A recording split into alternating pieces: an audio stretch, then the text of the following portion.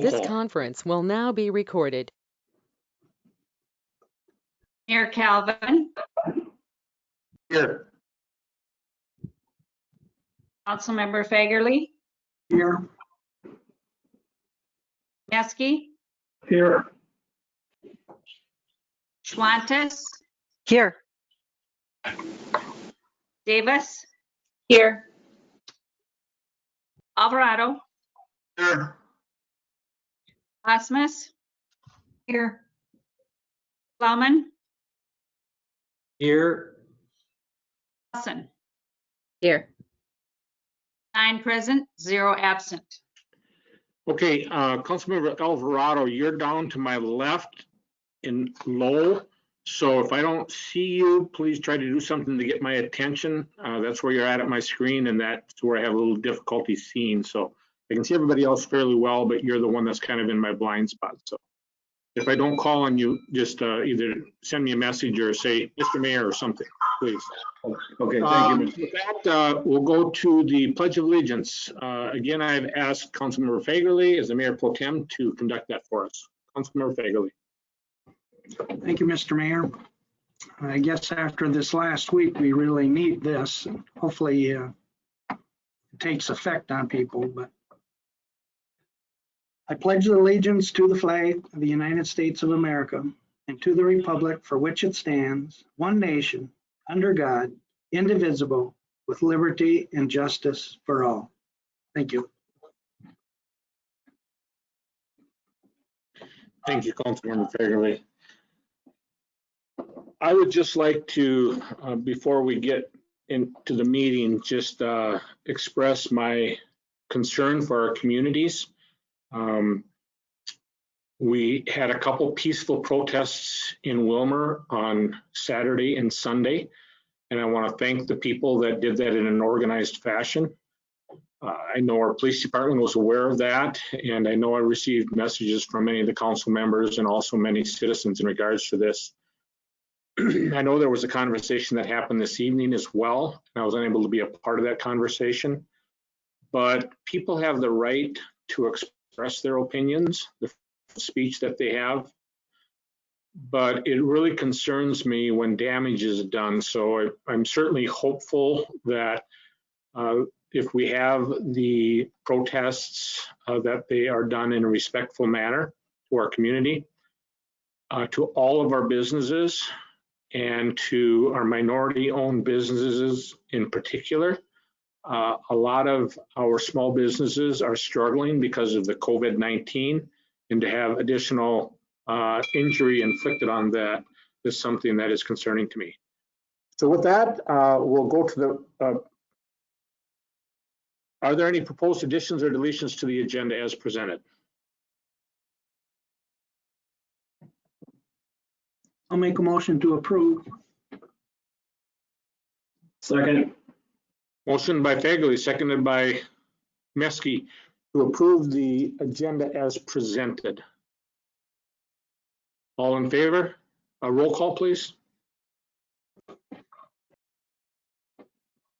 Councilmember Fagerly, Aye. Neski, Aye. Schwantes, Aye. Davis, Aye. Alvarado, Aye. Asmus, Aye. Kommen, Aye. Nelson. Aye. 8 ayes, 0 nays. The agenda is approved as presented. Next, we'll have consent items. Ms. Thompson, our city clerk. Yeah, on tonight's consent agenda for council's approval are the city council minutes of May 18th, the Willmar Municipal Utilities Board minutes of May 26th, the accounts payable report for May 14th through May 27th, and for council's acceptance, the Willmar Lakes Area Convention and Visitors Bureau Board minutes of April 21st, and for council's information, the Invest in Willmar Board minutes of April 8th. I'll move to approve the consent item agenda. Second.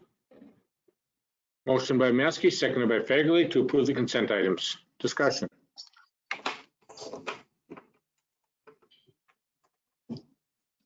Roll call. Councilmember Neski, Aye. Montes, Aye. Davis, Aye. Alvarado, Aye. Osmus, Aye. Plowman, Aye. Nelson, Aye. Bagerly. Aye. 8 ayes, 0 nays. Consent items agenda passes. Next, we'll have a public hearing. The public call-in number is 320-335-7135. And as a reminder, you must dial the area code along with the additional numbers, so all 10 numbers need to be dialed. At this time, we have no public callers, but I will open the public hearing at this time and turn it over to our Finance Director, Mr. Steve Okens. Mr. Okens. Mr. Mayor, members of the council, tonight for the public hearing, we're seeking permission to issue $1,965,000 worth of general obligation improvement bonds for the 2020 street improvement project. The agenda lists 3 action items, but due to the length of the ordinance, the second item about publishing the ordinance in summary does not need to be taken.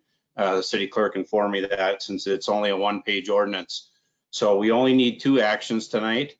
The introduction of the ordinance, given a number to publish it, and a resolution authorizing the sale and setting the parameters. With us tonight also is Doug Green, who can give a brief explanation of the process and where we have been and where we will go. Doug is with the firm of Baker Tilly. All right, thank you, Steve. Mr. Mayor, members of the council, it's good to be with you this evening.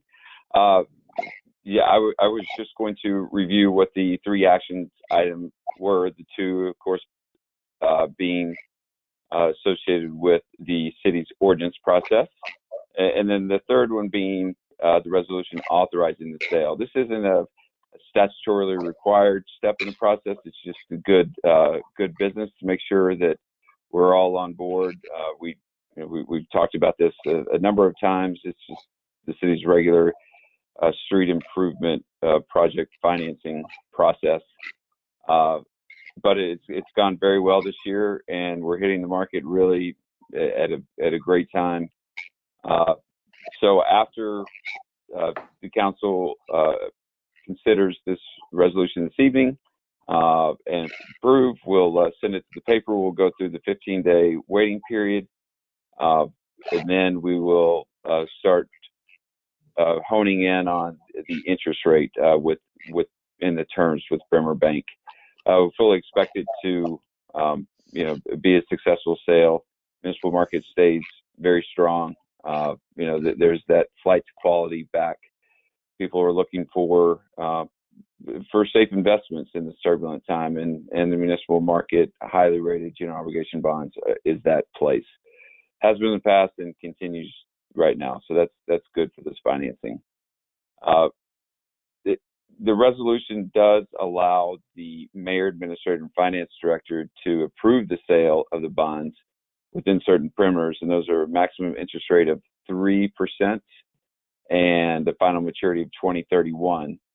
And in doing that simply just allows us flexibility to approve the sale of the bonds on a non-council meeting date. That's simply all it does. We'll still bring the results of the sale to the full council, I believe, on July 6th for its full we'll call it ratification of the full council, and then we'll close and have the money in the bank the latter part of July.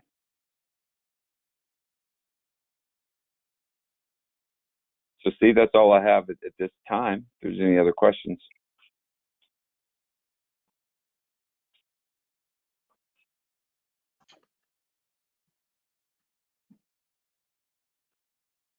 Mr. Okens, additional comments? Yes, Mr. Mayor, if I could, Doug eloquently mentioned that we are dealing with the local lending institution of Bremer Bank. Those discussions are that they are in conversations with the other lending institutions within town and will offer portions of the debt to them as well of what they are comfortable and able to afford. Okay, in the past, and again, let me give that phone number again, a public number to call in. All 10 numbers need to be dialed, 320-335-7135. Mr. Okins, in the past, we've done a comparison between the bond market and between placing the money locally, and the council, since I've been the mayor, has chosen to place that money locally. Is that still the direction we're going, or are we just looking at placing the money locally? We will have comparative numbers. They are slightly lower normally, but with the markets today, and Doug can maybe expand on that a little bit. I'm not sure if they will be closer to each other or not, but I think it's has been about a basis point in the past. Thank you. Mr. Green, any additional comments? Mr. Mayor, members of council, it really just depends on the market. It kind of fluctuates, and it depends on the term. The shorter the term, the more like local banks they don't want to lock up their money too long. It's in this small dollar amount, relatively small, around $2 million. It is pretty much a wash. On any given day, bonds might be a little bit cheaper. Bonds sold publicly might be a little bit cheaper, but then you lose out on the having that investment stay within that community. So there can be a small trade-off. It's really hard to say on. You can't really project which one's going to be better. You can always say on a certain day you give a good indication which one might be a little bit cheaper, but given the relatively small size and the short repayment term, the difference is very small. Thank you. I was just doing filler here in case anybody wanted to call in. I see that there are no public callers at this time. With that, I will close the public hearing and bring it to the council table. Council, what are your wishes?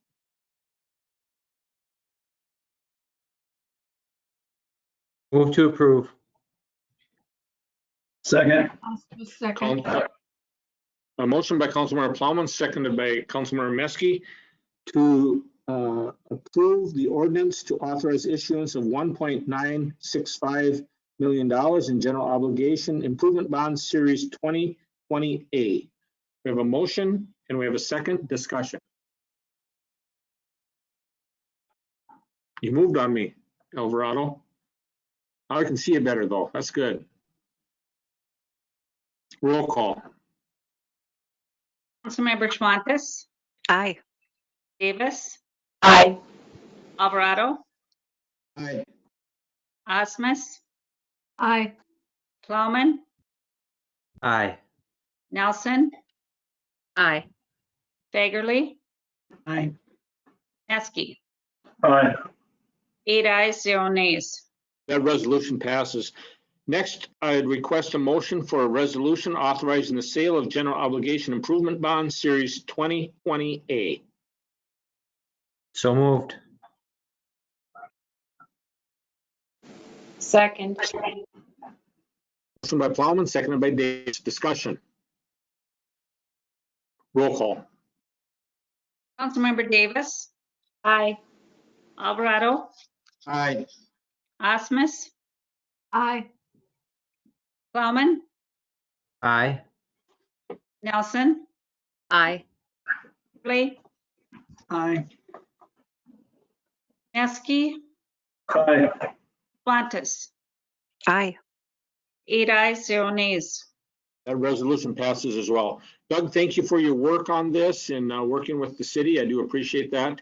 And I know that Mr. Okins has a lot of confidence in your firm and the work that you guys do. So Mr. Okins, thank you for your wisdom on this as well. So thank you very much. Thank you. With that, we'll go to the Public Works Safety Committee report for May 20th. Councilmember Plowman. Thank you, Mr. Mayor. First off, I'd like to confirm that everybody can hear me okay. I have a bandwidth problem at my house. Sounds good. And I will or will not claim that it might be the result of 3 young boys being preoccupied with electronic devices. With that, The Public Works and Safety Committee meeting met on Wednesday, May 20th. And I believe the time was right around 5 p.m. Members present were myself, Councilmember Osmus, Councilmember Alvarado, Councilmember Nelson. Others present were our City Administrator, Mr. Gromitz, our Public Works Director, Mr. Christensen, our Police Chief, Mr. Felt, our Community Ed and Rec Director, Mr. Baumgarn, our Administrative Assistant in Engineering, Ms. Delbosque, and also as a guest attendee, we had with us Ms. Catherine Hawarda. The meeting was called to order at 5:06, and we kind of switched our agenda around just a little bit, and we bumped our public safety update to number 1. And Ms. Hawarda joined us as a party to this public safety, and this was with regards to a nuisance dog and an incident that had taken place a few days prior regarding a dangerous animal in their neighborhood. And I was wondering if I could maybe call on Police Chief Felt to maybe just give a very brief synopsis of the incident as it took place. And then I do believe we've come up with some fixes for this problem. So we will not need to meet in the future, but I think it would be pertinent to check with Chief Felt so that he could brief us at this time on that incident, if he's available. Yes, I am, Mr. Chairman.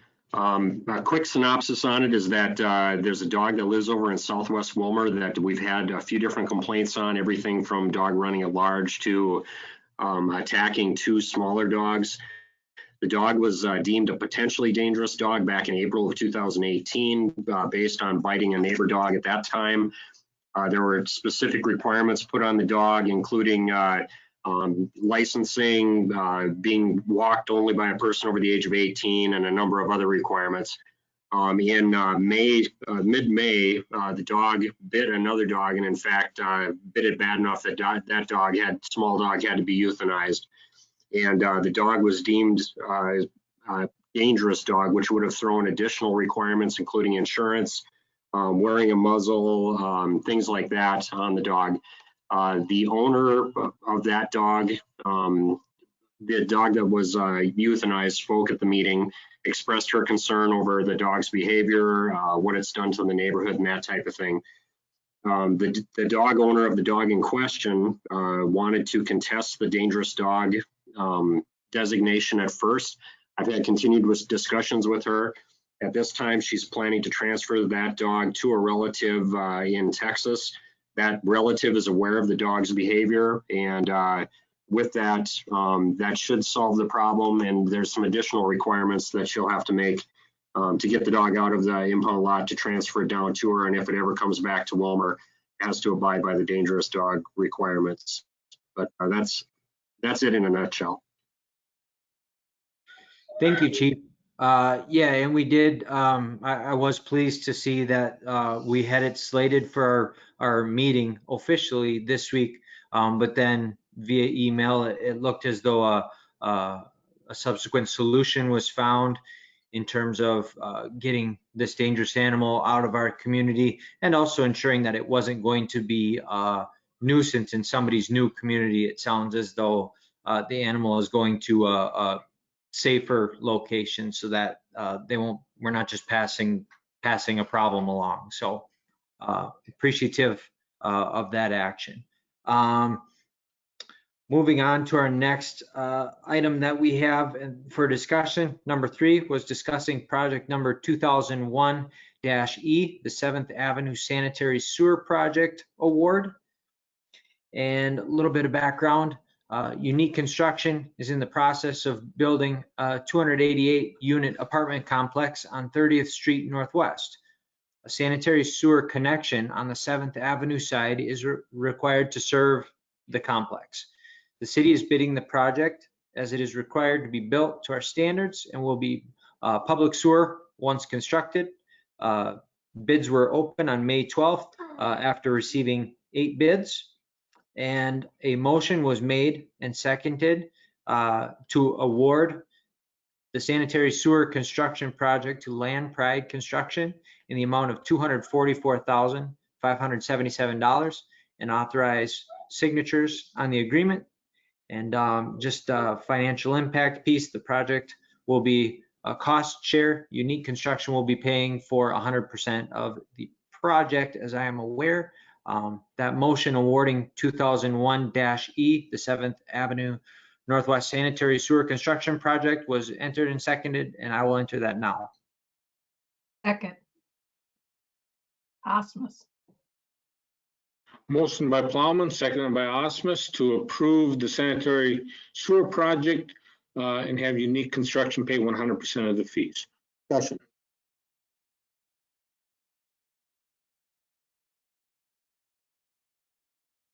Roll call. Councilmember Alvarado. Aye. Osmus, Aye. Plowman, Aye. Nelson, Aye. Fagerly, Aye. Neski, Aye. Wantis, Aye. Davis. Aye. 8 ayes, 0 nays. That resolution passes. Councilmember Plowman. Thank you, Mr. Mayor. The next item for discussion is actually something that we are talking about again, and this is an item for reconsideration. We've taken action on this once already, but staff did honor the questions that were asked the first time around, and they went back and did some calculating, and I greatly appreciate that, but then they brought it back to our committee for discussion. A little background: the city approved the obtaining of quotes for the electric baseboard heating system for the Rack 8 building on May 4th. At the meeting, the question was asked regarding the payback for natural gas heat versus the electric heat system. After checking on that specific question, we found it to be a 4-year payback, as opposed to, and I have a hard time recalling exactly the time frame that we discussed earlier, but that's not an issue at this point. The rule of thumb is that payback under 7 years is typically a good decision if we're going to stay at that location for a longer time, or if it can be a selling point should the city decide to sell the property in the future. So based on the math that's in the car sheet that we have in front of us, some calculations were done, and we're prepared to solicit quotes. The financial impact of this is as follows. Rack 8 has $12,000 in its operating budget for the conversion. If the gas system is recommended, we could use the $23,000 in unspent funds from the City Hall heating project to make up the difference of $11,000. The outcome was made, well, actually a motion was made and seconded, authorizing staff to solicit quotes for a natural gas heating source for the Rack 8 building that was originally discussed May 4th versus the electric heating system, as we found the payback to be 4 years, and taking all other criteria into consideration. That motion was made and seconded, and I will enter that motion now. Second from Osmus. Motion made by Plowman, seconded by Osmus. Discussion.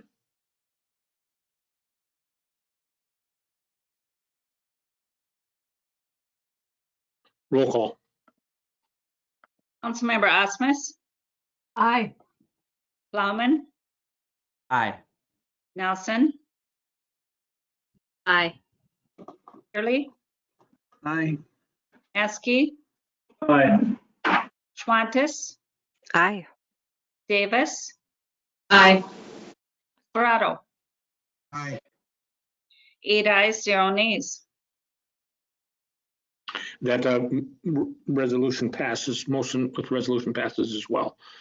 Councilmember Plowman, we enjoy hearing your children in the background. It means it's a happy home and that things are happening, and we've all been there, and we appreciate your willingness to stand in. So you're doing an awesome job. Councilmember Plowman. Thank you so much, Mr. Mayor. That means more than you imagine right now. On to our next item, number 5, and this was the discussion of Magellan's pipeline coming through the city. The committee received for information a request from Magellan to relocate the pipeline along the Willmar Y project. And the Willmar Y project is what spurred the discussion. The city's been given the opportunity to relocate a section of that pipeline to a more advantageous location for consideration of future development out on our new industrial park area.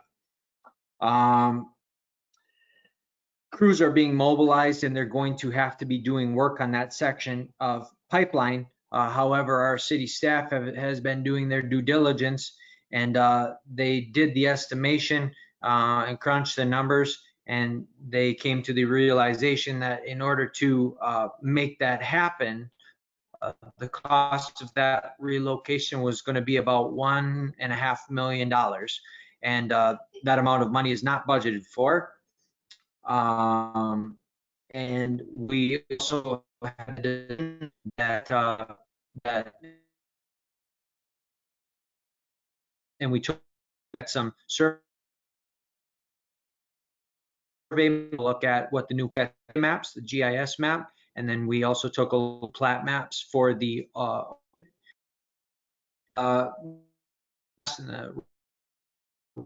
and given all and all that information, we decided that that likely would not be a cost advantageous nor a practical time. For information's sake, I would like to pay the courtesy to the council for discussion if they would like to ask any questions of our Public Works Director, City Engineer Christensen, myself, or anybody else.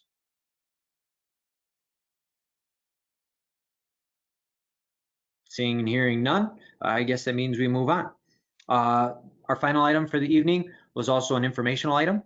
The committee received for information a discussion, and this is regarding the Robbins Island water quality testing system that we have discussed at length in years past. But city staff has churned this idea and I believe come up with a good solution. The discussion revolves around the usage of a flag system as kind of a warning system for water quality for the beach, similar to the system used by the Dorothy Olson Aquatic Center, also many other recreational beaches, pools, and whatnot. The flag system is typically pretty commonly used. The system would be used in the event the beach is closed for swimming due to elevated fecal coliform. The flag system would use green and red flags to indicate the beach was a go for swimming, or if swimming was not recommended. A sign could potentially be placed explaining the red flag, meaning swimming is not recommended at this time. And along with that signage, we also discussed the necessity for the signage to deliver that message in a clear and concise manner that educates the public well as to what exactly is going on when we have a red flag and when we have a green flag, properly inform everybody as to the meaning of it. And we would also incorporate social media programs and whatnot, and we could rely on our new contract with our local media agency to help us do that. Any questions for our Park and Rec Director, Mr. Baumgarten, regarding this?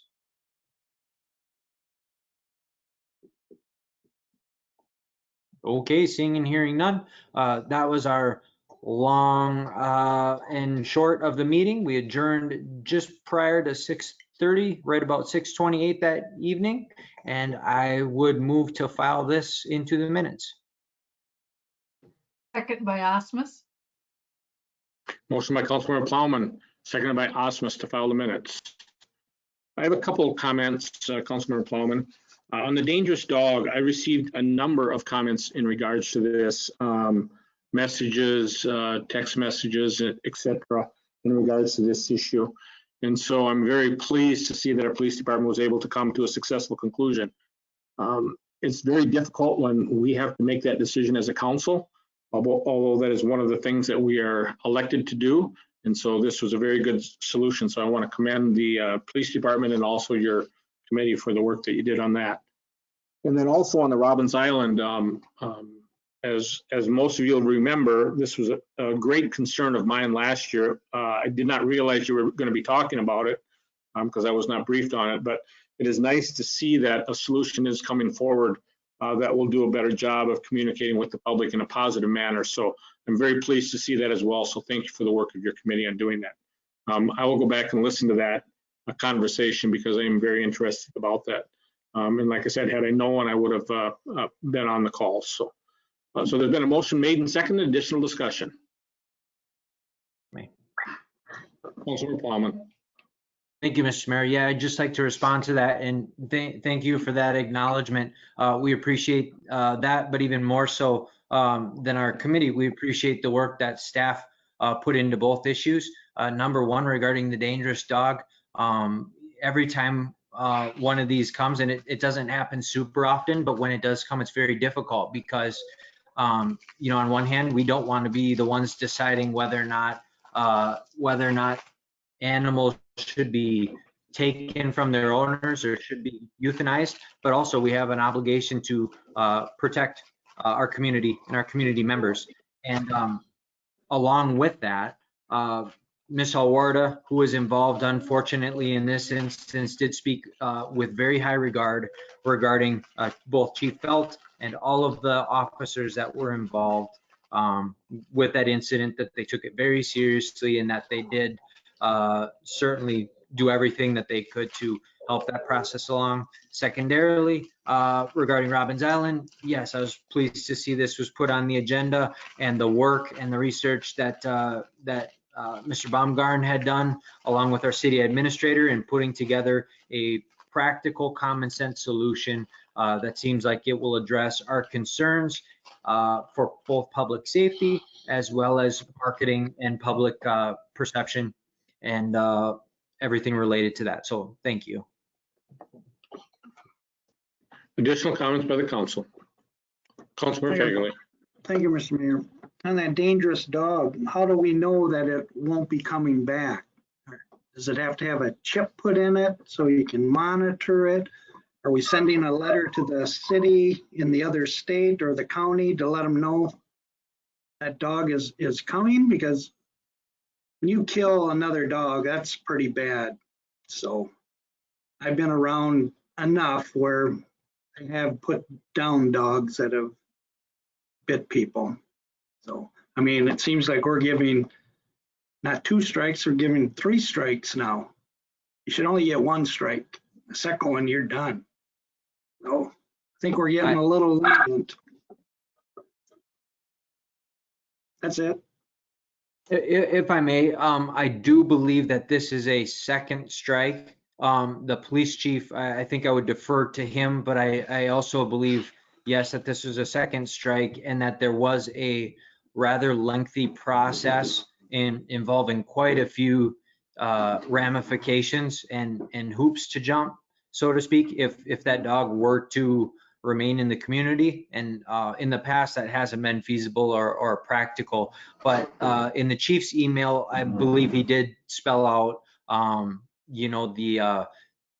the steps that would have to be taken on this one in order to actually ensure that, yes, the dog was in fact released from the shelter, but then also was subsequently removed from the area. And maybe the chief can speak to what assurances we will be obtaining for that. Thank you, Mr. Chairman, members of the council. It's still a work in progress, but right now, speaking with that, the owner of the dog, it would include the dog has already been microchipped, has a City of Willmar dog license, current on its vaccinations, that she's going to have to, even to get it out of the City of Willmar, have it muzzled. It's a relative that lives in a rural area in Texas that would be taking the dog, so it's not in another city or around other animals, according to them. And we're also going to have them fill out a letter and have it notarized that the dog has been received at that property down there, that they are going to retain it, and that it will not return to the City of Willmar. And then we'll also follow up with the dog owner once she returns from Texas too. Thank you for those comments. Chief felt maybe it would be advantageous to forward that email to the entire council, so the entire council has a copy of it, and that may alleviate some of the questioning. So with that, we have a motion and a second to file the minutes. Additional comments? Roll call. Councilmember Plowman, Aye. Nelson, Aye. Fagerly, Aye. Neski, Aye. Fontes, Aye. Davis, Aye. Alvarado, Aye. Osmus. Aye. 8 ayes, 0 nays. That motion to file passes. Next, we have Finance Committee report of May 21st. Councilmember Nelson. Thank you, Mayor Calvin. The Finance Committee meeting of the Willmar City Council met at 5 p.m. on Thursday, May 21st, 2020 via teleconference. Present were Council members Nelson, Plowman, and Osmus. Councilmember Fagerly had requested to be excused from the meeting. Others on the teleconference were City Administrator Gramitz and Finance Director Mr. Okens. We did call the meeting to order at 5 o'clock. There were no action items, and the discussion items were the financial report from April 30th, 2020. Finance Director Okens reviewed the finance report for April 30th, 2020. Capital improvements expended to date included vehicles budgeted in the current year, as well as those budgeted but not spent in 2019 that were carried over. Other capital improvements were reviewed, and it was noted that the robot system for the police department budgeted for $18,000 and the turnout gear dryer for the fire department budgeted for $11,000 were both purchased in 2019, leaving $29,000 available for other appropriations in 2020. Other capital allocations budgeted but not entirely spent in 2019 have final expenditures in process in 2020, which include Robbins Island Four Season Building, Sperry Pickleball Court, Baker Dugout, Civic Center bleacher replacement, Aquatic Center pool bottom resurfacing, and some lift stations and Eagle Lake sewer system improvements. Questions were asked regarding the process for reviewing the excess funds remaining after the projects were completed. It was reported that as these projects become finalized, a summary report will be provided reflecting available dollars for the council to consider using for potential reallocation as needs arise. In response to questions on City Hall improvements, staff explained that $50,000 was allocated each for the City Hall and the auditorium for the district heat shutdown remodel, plus an additional $90,000 had been budgeted for other City Hall improvements. Details will be provided through the Public Works Committee as information becomes available.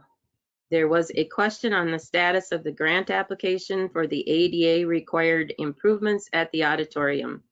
Given the current pandemic issues, the grant process has not been pursued but it is hoped to be addressed in the near future.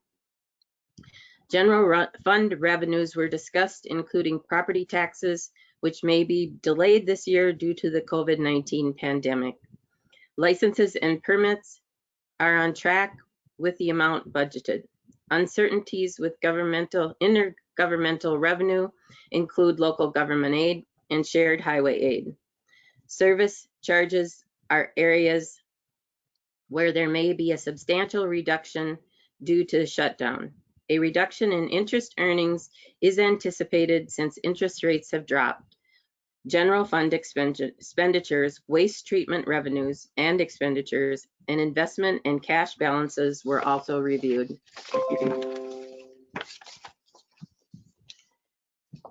The investment activity for the first quarter and current, staff updated the committee with the status of the city's investments, noting that there has been a drastic increase in called investments because of the interest rates dropping dramatically. Reinvestment in 1 to 2 year certificates of deposit have ramped up because of the recent economic turn of events. Yields and maturity were also discussed. The state financial information update, discussion on the status of local government aid, and local option sales tax revolved around the uncertainties due to the economic ramifications of the COVID-19 pandemic. It was noted that the city may also potentially be receiving an allocation of the federal CARES funds that were provided to the state for distribution to local governments. Amounts and dates anticipated to be received for all of these funds continue to be a moving target. The council will be notified as updates are received. Item number 3 was future agendas. It was reported that Councilmember Nelson and staff, that was Mr. Okens and Mr. Gramitz, attended a telemeeting with Caris Health today. On that day, representatives from Caris Health were scheduled to present information to the Finance Committee at the scheduled meeting in June, at the second scheduled meeting in June. Other future agenda items include the Willmar Municipal Utilities 2019 audit, which has been scheduled to be presented at the Finance Committee's first meeting in June. And additionally, it was noted that there was no new council information request that had been received. The local option sales tax program was discussed at length, specific project prioritization issues, and the anticipated reduction in revenues. There was no further business to come before the committee, and the meeting was adjourned at 6:50 p.m. And I would make a motion to enter the minutes now, to approve the minutes now. Osmus, second. Motion made by Nelson, seconded by Osmus to file the minutes. Discussion. I'm pleased to hear that the CARES people will be coming and speaking to the council. I've had a number of phone calls from community members very concerned, and so I'm glad that the conversation did happen. I had also sent an email to the administrator asking for that meeting to happen as well. So I'm very pleased to hear that we'll be getting a report. I hope that report comes to the full council so the full council can hear the report and have an opportunity to interact with those people as well. So with that discussion, Councilmember Nelson. The meeting that was requested was to introduce Mr. Gramitz and Mr. Okens to Mr. Gramitz had not met yet with them, and to meet the finance director and to review the terms of the information from the lease and to make the connection, so they would do that. And so that's, I don't know if Mr. Gramitz wants to speak to anything else with that, but that's what the purpose of the meeting was as it relates to the lease.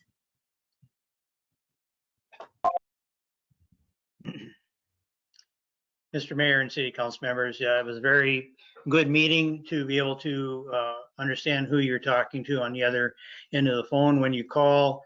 And because they did have turnover, and also the city had some turnover, it was well worth the time to do that, which obviously has now led to having them do a report, at a future date. And I think recently they've gone through some things. The world is going through some things, and we'll probably work towards connecting more in the near future. Probably better than what it was over the last 6 or 7 months. Hopefully, some of the questions that are out in the public, can get their answers, and people feel comfortable with what's going on.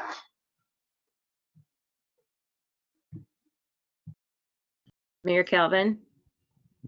I think Councilmember Schwantes had a question too. Okay, thank you. Councilmember Schwantes.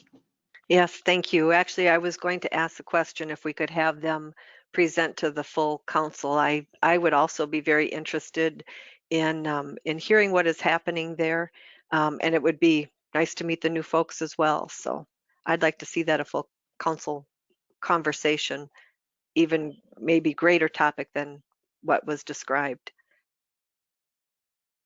Additional discussions or comments? I'll just pass on some of the concerns that I've heard from the business community, and this has come from numerous sources, is that we really haven't, as a council or a community, had any updates for a long time from CARES Health. And the concern is with all of the COVID that they thought a number of people are thinking that they should have the council should be more informed. They had called and asked me if I had had any conversations. I think that probably had calls from 3 or 4 business owners, and I said I hadn't had any correspondence with them at all. And so that's why I had reached out to City Administrator Gramis to try to get something set up. So I'm pleased to hear that we're going to be moving this forward. That's a very positive comment, and look forward to that. Additional comments? Mayor Calvin? Councilman Nelson.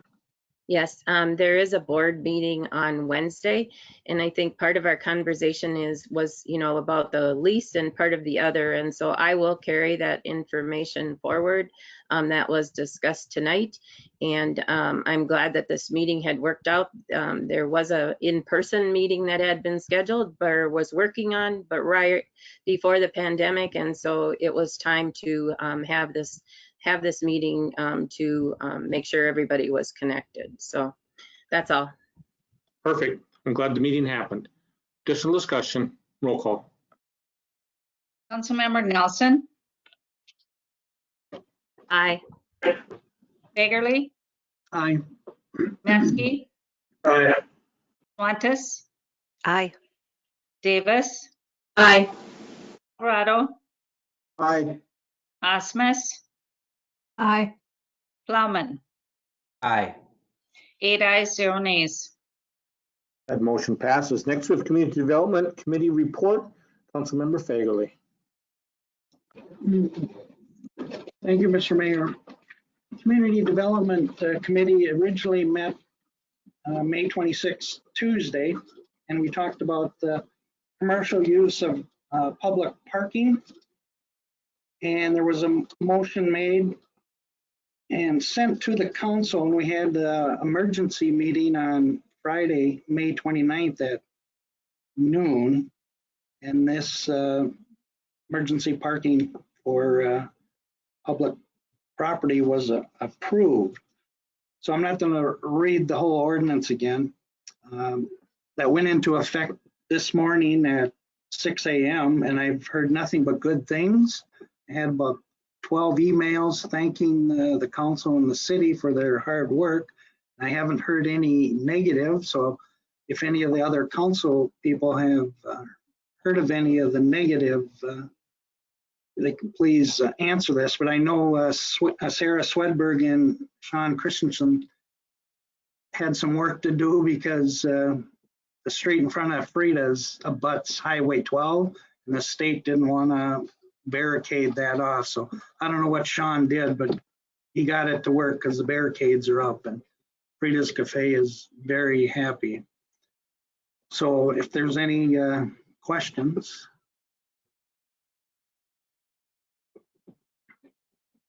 See, Fernando has a question.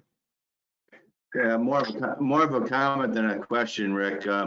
I went out to breakfast at Frida's today, and Steve expressed his appreciation to me, and that goes out to the council. So we have one happy business person, him and his wife, with that.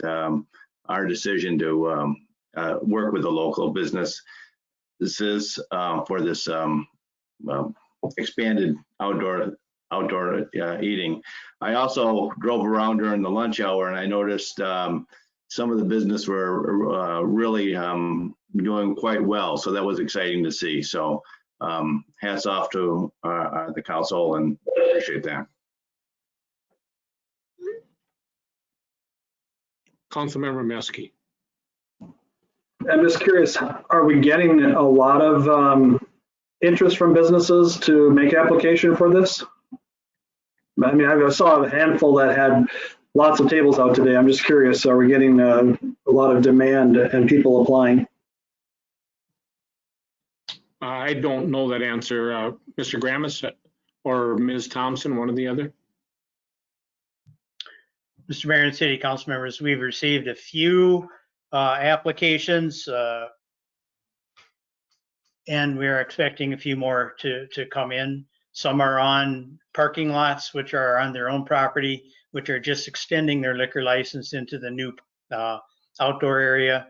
and others are actually for right-of-way or sidewalk, parking spaces. So they're coming in, and then we expect a few more. Additional comments? I just have a comment. Are we going to have any staff time to where people could come to City Hall and actually fill the stuff out, or do they still have to do everything over the internet? I know we didn't approve that till late, and I know staff was monitoring emails over the weekend, but are we going to try to make it more user-friendly for our businesses, or are we going to leave it the way we have it?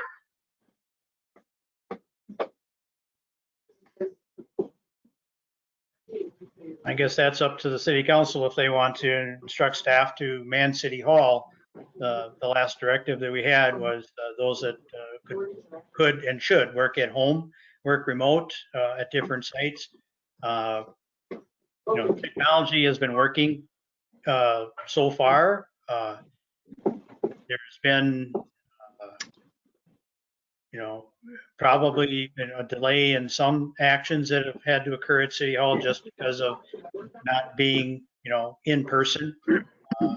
But I don't know that we're behind on issuing any licenses or permits or anything of that nature. It seems that the people are finding the ways to interact electronically or over the phone, and they're paying their fees electronically. So it is in this particular case, they just have to, I think, go on the website, fill out the information, and send it in. There's no cost. So Perfect. Councilmember Neski. I was just going to say, yeah, I mean, if a business expressed that it is a hardship to do that process, I suppose we could make an exception, or could that not be done?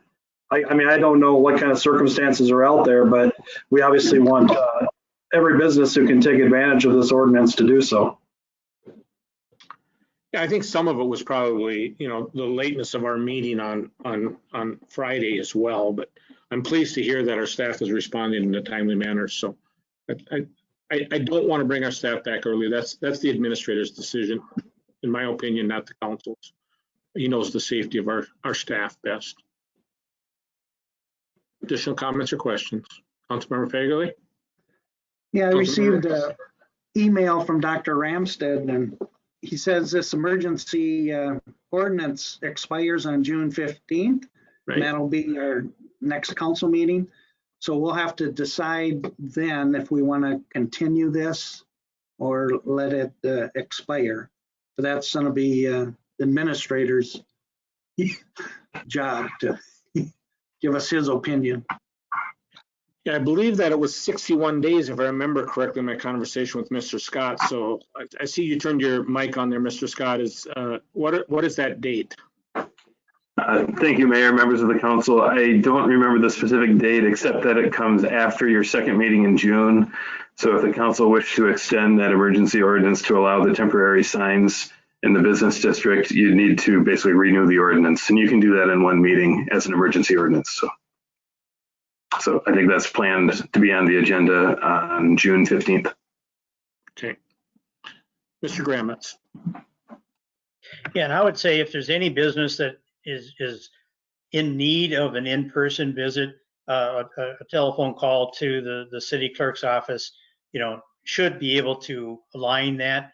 If we can get 95% of the work done, we'll do it that way. But we've always been open to meeting at City Hall in that case that it can't be done. Mm-hmm. Additional comments or questions? The motion has been made to file the minutes. I believe, Ms. Thompson, is that correct? Motion been made to file the minutes. Roll call. Councilmember Fagerly, Aye. Neski, Aye. Schwantes, Aye. Davis, Aye. Alvarado, Aye. Osmus, Aye. Plowman, Aye. Nelson. Aye. 8 ayes, 0 nays. That motion passes. Next, we have our Labor Relations Committee meeting. Councilmember Neski. All right, yes, we met on May 26th.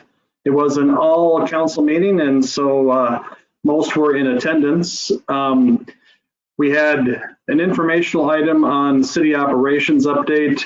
You were all there for the most part, so I won't review it all, but we did look at where we were with COVID-19 staffing levels and the plan of bringing more on, and of course, safety being paramount to doing that. We did hear about Public Works as well as some of our other recreational pieces, and when they were going to come on, that was just informational piece. I will tell you that since this has happened, it actually happened this afternoon. It was noted that when we had questions of the Dorothy Olson Aquatic Center, that we did not take any action on that. And so there are some concerns about when that can open. And so this afternoon, I have received several emails about what kind of safeguards would be happening if we were to open the Dorothy Aquatic Center. And I was given all kinds of resources from the CDC, the Minnesota Department of Health, the Red Cross, Minnesota Pool and Aquatic Center plans, and did get an update from Mr. Baumgarn regarding where he was at. And Britta would have been in attendance to speak to this evening, but she had another thing to do this evening. But she does mention that they think they could get their certified lifeguards back to be able to do it. They would have a COVID training. They did have a whole set of safeguards in place. I'm feeling a little bit out of place to push that issue this evening without sharing all that information with the council. I know that we had talked about not having a labor committee meeting next week, but I'm thinking we could substitute in the Dorothy Aquatic Center as our main item for that. But I would say if Rob Baumgarn has any comments, I know that a lot of the emails came from him. If you wanted to maybe just mention about where we are, the status of the Dorothy Olson Aquatic Center. I don't know if we're under the gun to do things quickly, but it sounds like, again, as we've done all of the rollout coming back online, is that we have safety precautions in place and are following those guidelines. But Mr. Baumgarn, do you have any comments you want to make there? Good evening, Mayor, member of the councils. We do have a plan in place to open the pool. It's going to be difficult per se because of you have to be 6 foot away from everyone, and that's going to be very difficult to do that in a pool setting and out on the beach or on the deck area. So we do have a plan. We do have the parameters in place about what we would need to do to open. We're just looking for clarity from the council on what type of services should we be able to provide this summer. I look at it budget-wise as well. Our operation budget for the pool is right around $240,000, and we bring in a revenue of about $64,000. So if we're looking at budget-wise, there's some things that we could look at it that way, but it also is maybe a little bit of a ripple effect as well. If we don't run the pool, do we run the splash pad then? And with the splash pad, that's city water, not chlorinated water. And so that's also going to be difficult because a lot of people will congregate there at the splash pad. So how are we going to be able to control the 6 foot social distancing at that point? So there's some ripple effects with if we do close the pool down. Britta's been working hard on this. She's been looking at a lot of what the other pool professionals are doing as well. I do have to say that a lot of pools have closed for the summer, either because of safety reasons or for operational budget savings. So we're kind of still on the fence. We could still, postpone our start date to later on if it's in July, reduce the hours to maybe a 1 to 4 type of deal. But it's just the other part of it is when the pool's up and running, it's running 24/7. So we're not going to save a whole lot on the operational piece of it when it comes to the utilities, but we can save it on the labor piece. So thank you for the comments there. So you can see it's a bit of a process issue of when and where and how we would talk about this thing or what we would like to do. City Administrator Grammons. Yeah, Mayor and City Council, I believe Rob may want to address that there's a problem of a mechanical problem that could potentially delay operations, and he would know the more specific details of that, and he can maybe explain that. So it's not like I guess we want to open tomorrow. You know, we can get to labor because we actually have something we have to fix, if I'm not mistaken. So Rob, could you explain that? Yes, Mayor, member of the council. I was informed today by Gary Manzer that we have a leak in what's called the surge tank. We've learned that once we started filling up the pool, we needed to fill the pool in order for the resurfacing to cure underwater. And so what happens with the surge tank is if we get a large amount of rain, if we get a couple inches of rain, it overflows into the gutters or the skimmers and it goes into this tank. And there's a crack in the line, and what happens is that it doesn't go down the drain fast enough, so it could actually back up into the other drain, which is in our mechanical room where our pumps are at. So if we get a huge amount of rain, we could have a serious problem with the water coming back up into our main pump areas inside our maintenance room. So Gary and his crew is going to be working on that, getting a camera to actually find out where that leak is at and how significant that leak actually is. Thank you both. I think given the lateness of, I suppose, of getting all the information to folks, and that there seems to be a lot of other complicating factors, that maybe we should just move this through labor next week and respond accordingly. So unless there's more questions initially here for Rob or City Administrator Gramitz on this issue. Again, those are ongoing staffing levels that the city administrator and the department heads have been working on. So that was an informational piece. The other piece, we did go into closed session to talk about union negotiation strategy. Those conversations, of course, in closed session, I'm not going to share those, but the council did have a set of priorities and have given those to the city administrator and the city attorney and HR director. And basically, we're in a holding pattern until we hear back from them, at which time I will probably most likely call another closed session.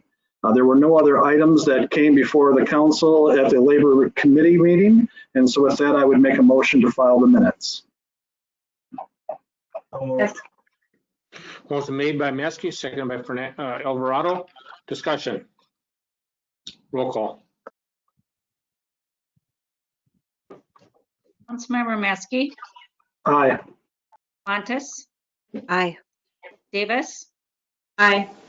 Alvarado, Aye. Osmus, Aye. Plowman, Aye. Nelson, Aye. Lee. Aye. 8 ayes, 0 nays. That motion passes. Next, we have the consideration of Invest in Willmar board recommendation. And before we go to that, I'm just going to make an opening comment. I would encourage all council members to listen to their last board meeting. It will be very eye-opening for you, and you'll be able to hear what the members of our community think about the project. So with that, I'll turn it over to City Administrator Gramitz.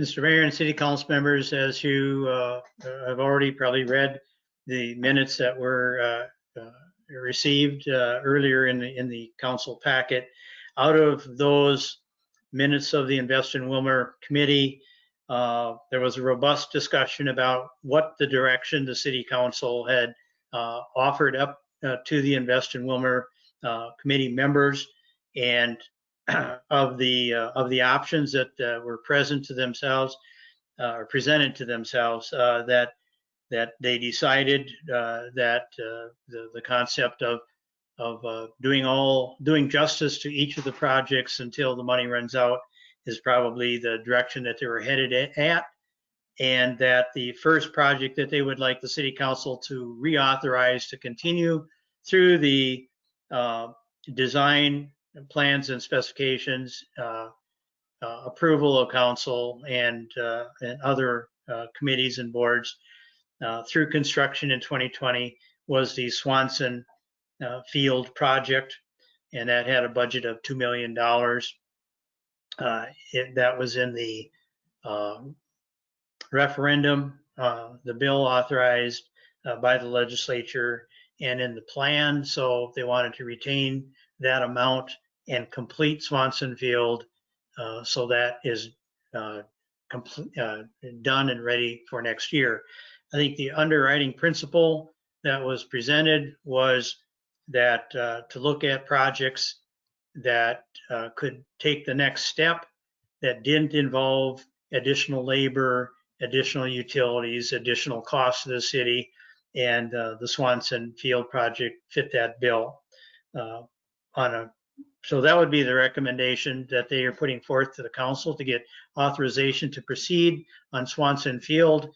And so just as a heads up, the other two projects, the recreation fields and the event center, were to be discussed at later meetings in the next month or so.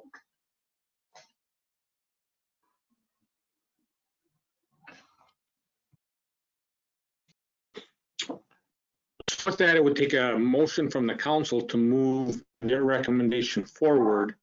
And so I would stand to see if there was a discussion on that. The lack of a motion, we'll move to the next agenda item. Mayor Calvin, Councilmember Nelson. I would make the motion as recommended by the Willmar, Invest in Willmar Board to move forward with Swanson Fields. Second, Schwantes. Motion by Nelson, seconded by Schwantes. Councilmember Neski. I was at that meeting, and I can tell you some of the ideas that the council may have floated out initially were not where the direction of this group wants to go. The idea of 67% funded projects, there was not an appetite for that. Matter of fact, it was absolutely the opposite. They believe that all of the projects should be funded at their full amounts, and the council will deal with where to find those dollars at a later time. So understand, as we move these projects forward, initially there was not an appetite at the steering committee level to cut these things. However, the message was clearly sent to all of the subcommittees to find priority listings within their projects.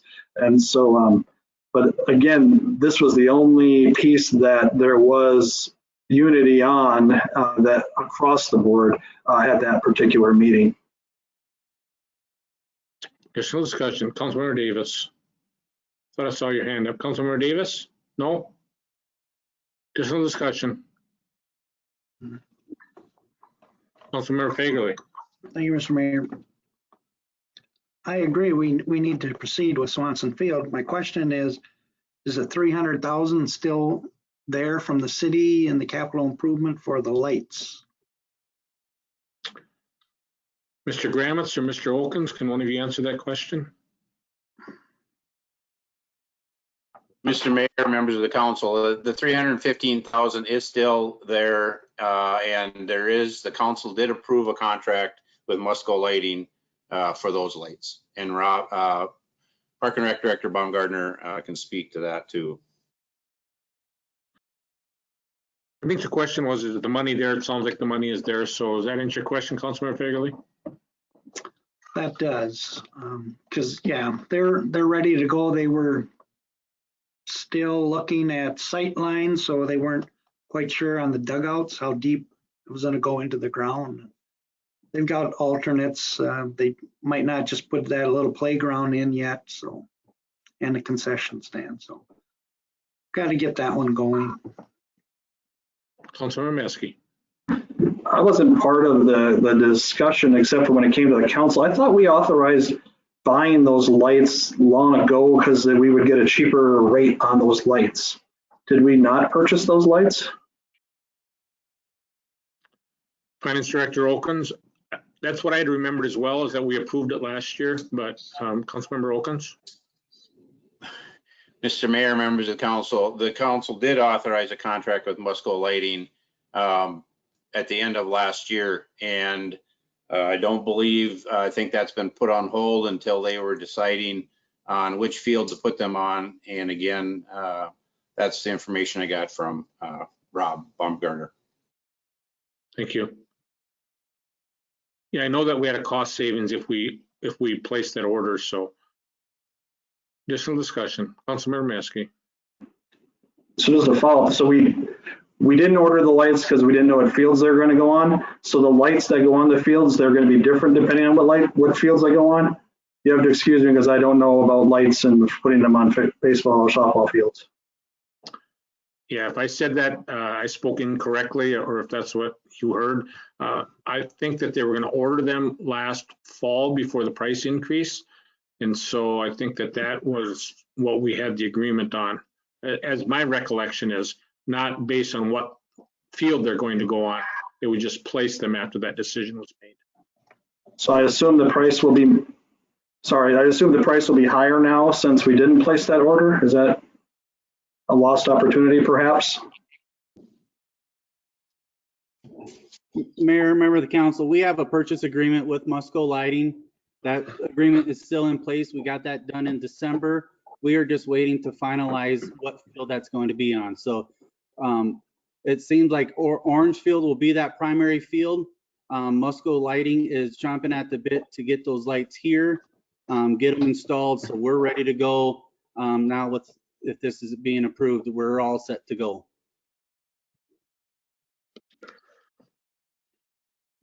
Additional discussion. Roll call. Councilmember Schwantes, Aye. Davis, Aye. Alvarado, Aye. Osmus, Aye. Lauman, Aye. Nelson, Aye. Bakerly, Aye. Neski. Aye. 8 ayes, 0 nays. That motion passes. Thank you very much. I'm sorry, I've got some family things I'm working on here as well. I apologize. City Council discussion on elimination of the committee structure. Councilmember Schwantes. Thank you, Mr. Mayor. I asked to have this added to the agenda. Mr. Gromitz had brought it forward to us at the December 30th council retreat, and there was a lot of discussion that took place there, but no action was taken. Then prior to Mr. Gromitz accepting the administrator position on a permanent basis, we all had the opportunity to meet with him. And again, this topic came up in our conversation.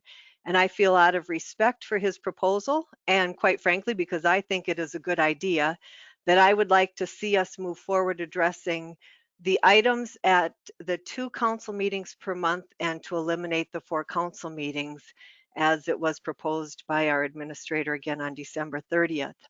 There are a number of reasons why I support this issue. First one is staff time. We know that staff have to create the agendas, they create the CAR reports, they spend time in the committee meetings, then the minutes have to be prepared after that, and they do that 4 times for each committee meeting, twice a month. And then they come back and create the council agenda with usually using the same CAR report, and they have to attend the council meetings, and then the minutes are prepared again. So we do obviously do that twice a month. But you think of the time that they spend in preparing all those items for the committee meetings, just to be redundant again for the city council meetings. Then I also believe that our current process is inefficient. We hash out the topics at the committee meeting only to rehash it out again at the council meeting because there were only 4 people present to hear the message. And again, I believe that that's a duplication of time and effort. When we read the minutes of the council meeting, that's the second item for me. We all have the information in our council packets. We're all expected to read what's in the packet prior to the meeting. When we read the minutes, I don't believe that it's a good use of time. We've talked about different ways to be able to work around it, and there was quite a bit of conversation about that again at the December 30th meeting. Things like, let's just summarize the key talking points and just bring the action items forward. But and I will give credit to Councilmember Neski because I think he does a good job of this. But otherwise, we are again just reading the council minutes. And quite frankly, when a meeting is long as our last Finance Committee meeting, that's a lot of reading for one council member to have to do. Even the best reader, there were some struggles with it, and to know, I mean, absolutely unintentional of any meaning to, but when you have a long meeting, it's just difficult to capture what was said completely. Sometime during the, someone said during the December 30th meeting again that the only value in reading the minutes is for the public to hear what went on in the committee meeting. So if asked, I believe that the public, the majority of them, would say that they'd rather hear the discussion than listen to the minutes being read. This proposal, I believe, has far greater transparency in that the public is able to hear the whole discussion. The third reason I am proposing this is that I also believe that it's time consuming for third parties who are attending our committee meetings and our council meetings. If we think of the people that bring projects forward, they may have to go to more than one committee meeting for their project before they're able to bring it to the full council. And we might be paying for their time. It was discussed again in the December 3rd meeting, the Labor Committee meeting last year, in which we had our labor attorney present, and he had to come back to review everything all over again with the full council. And I can imagine that Mr. Scott is attending a number of committee meetings, and we have him back again, obviously, for our council meeting. He's in attendance, and we're paying for those individuals' time. Baker Tilly represented at the Finance Committee meeting and came back again for the full Council Finance Committee meeting. And I wonder how many times our EDC has gone from one committee to another on a big project when it could have been done going to the Planning Commission and then coming to the City Council for a decision.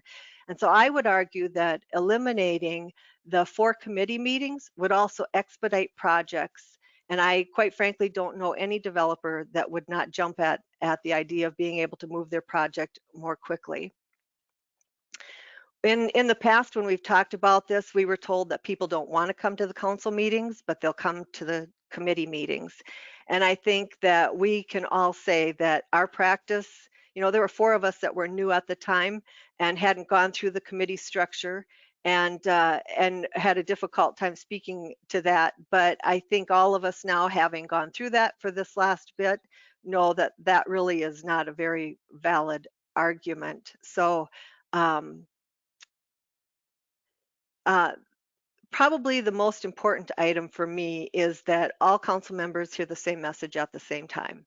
Again, this is really important to me. We heard it again tonight that you'll want to listen to the Invest in Willmar Committee minutes. We were told to listen to the Finance Committee minutes. It would be beneficial to all of us to hear the same message at the same time.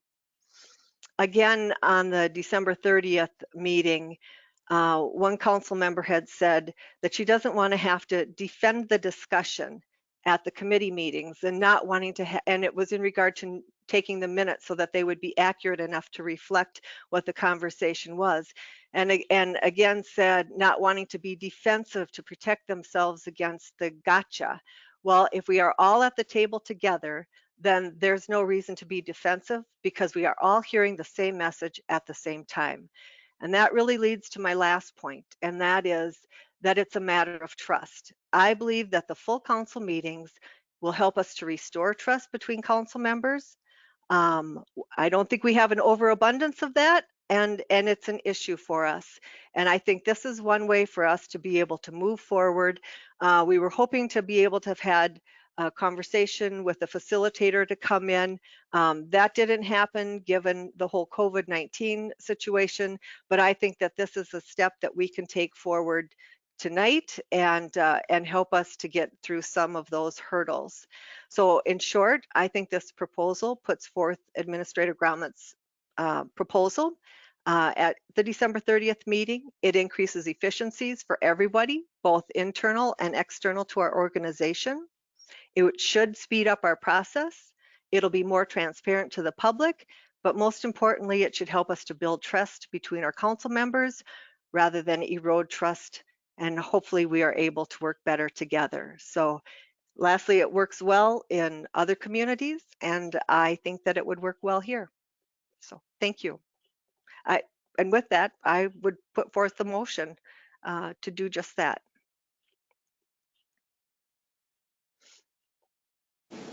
Okay, motion has been. Councilmember Davis.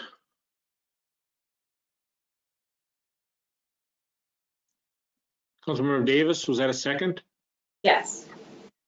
Motion been made and seconded to bring the elimination of the committee structure conversation to the table. Our city attorney will be leaving us shortly. He has another item he has to work on this evening, and so he'll be leaving us shortly. So City Attorney Scott, you can feel free to step aside. Mr. Gramis will brief you on anything that you need to be briefed on. Thank you, Mayor. Thank you, members of the council. Have a good rest of the meeting. So we have a motion and a second. Discussion.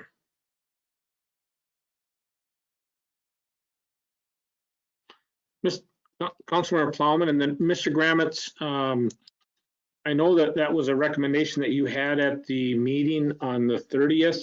You had cited that there were a number of people that other cities that you had worked in where this worked quite well. And I know that this is not something that you're wanting to carry on your own, but after Councilmember Plowman, if you could just make a comment if you are in support of this. I do understand that it's a council decision. You and I have talked about this before. And so with that, I'll go to Councilmember Plowman and then Mr. Gramitz if you have some comments you'd like to make. Councilmember Plowman. Thank you, Mr. Mayor. Yeah, I'm certainly great with having the conversation. I think it's a good conversation to have, especially if it's a recommendation of our city administrator who is newly establishing permanency here. So I think it's something to be discussed. Quick question, or maybe something that can be verified in terms of the actual motion itself. Does it lay out the full nature of the new makeup of the meetings, or is it simply more aimed at abandoning the current system? I'd like to ask that, and then after that, I have another follow-up question or statement. So the motion would be that the council would address items at the 2 council meetings each month and eliminate the 4 committee meetings. Then those 4 committee meetings being labor, finance, public works, and community development. Okay, thank you. If I may continue, Mr. Mayor. Okay. You know, this is a hard one for me because personally, I like the idea of consolidation and efficiency. I think that's it's more than just novel. I mean, it's real, being as efficient and effective as what we can. And especially for our own personal lives, I know that we all have time constraints and challenges and whatnot. Myself, and I'll just say it flat out, do I like the committee meetings? Do I like having all extra meetings? No, I don't like it. However, it's a tough one because when we were doing the work sessions, I mean, I would have to be hard convinced that we were not going to go back to the style and the makeup of the work sessions as they were before, because the fact of the matter is I would gladly trade what we're doing now, the extra meetings. I'd trade that for the 5 to 11 meetings that we were doing twice a month, because I felt like by hour 4 or 5, I was about cashed out, just speaking frankly. And I think that my decision-making process by that point in the meeting was compromised. So then the meetings that are, or the topics that are going to be coming up later on in the night might not get fair, might not get fair evaluation by everybody, say if they were considered earlier on in the evening. Also, the second point that I will be addressing, please excuse me for 3 seconds. I got to address my children.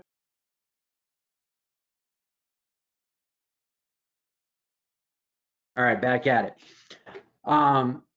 I've heard, and this is just myself personally, I've heard nothing but good feedback. Now, that might be just the information that I've been made privy to with regard to the committee meetings that I'm at, but I know that we've had some real good in-depth conversations that likely we wouldn't have time for at a full council meeting, because there's a lot of little peripheral questions that are able to get asked.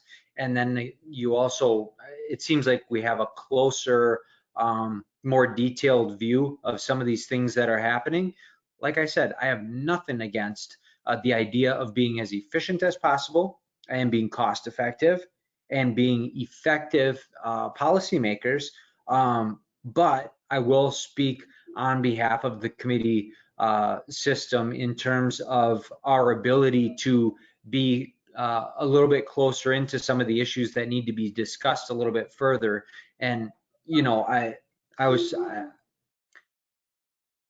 think it is fair to, I mean, I feel like sometimes I talk ad nauseum going through the public works minutes. It's a lot to keep straight, and it's a lot to digest as you're hearing. And there's a lot of things that happen at some of the meetings.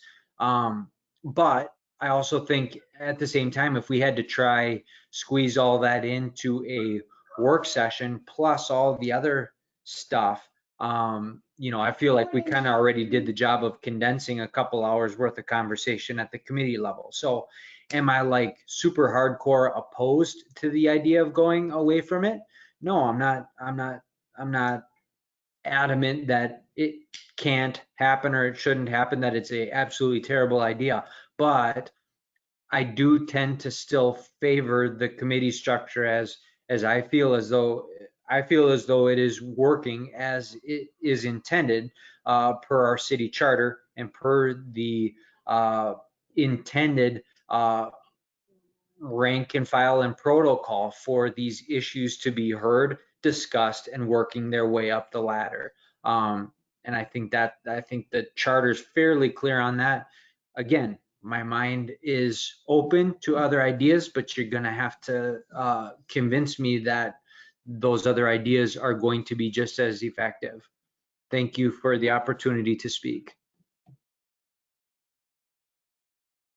Councilmember Davis, followed by Alvarado. Thank you, Mr. Mayor. I'm wondering, is this something we could try for 6 months and see how it works?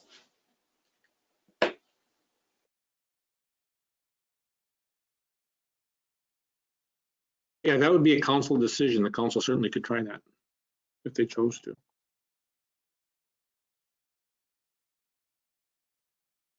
Councilmember Alvarado. Thank you, Mr. Mayor. What I found when we went to the committee structure was that we got greater detail and greater conversation around a number of various topics. It seemed like there were things that weren't brought up at the full council that we get in the committee structure. So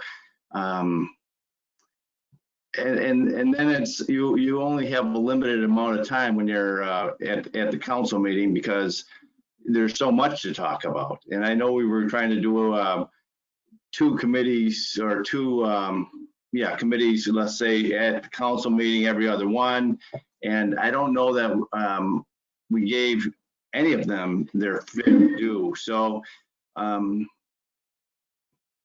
I kind of, I think I'm gravitating towards the committee structure because I think there's a little more openness. I don't have a problem with trust with any one of you. I believe that we each have what the best interest of the city is, and that's where I'm coming from. I don't feel like anyone is trying to undermine anything, and anybody can go to any of the committee meetings. These are not off limits to any one of us, and the door is always open. So right now, I like the way the structure is working personally. I think we're about 6 months left to the election year. And if at that time, the new council wants to retry it, I would encourage them to do it. But I'm happy where we're at right now. Thank you. Mr. Gramitz, I had two council members raise their hands, and so I was going to go to you, but your comments at this time.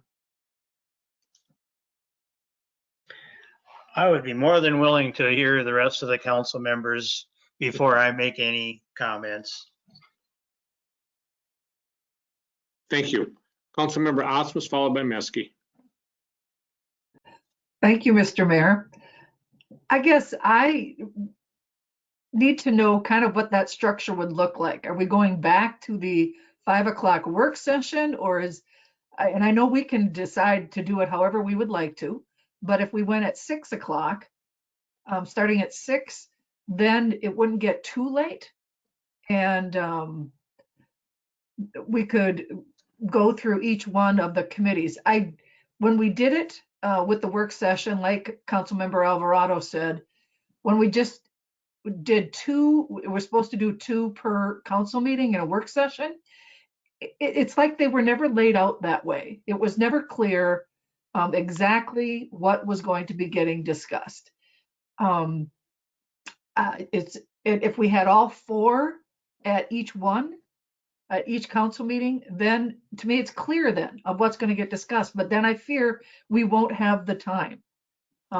Again, like Councilmember Alvarado said, I do like the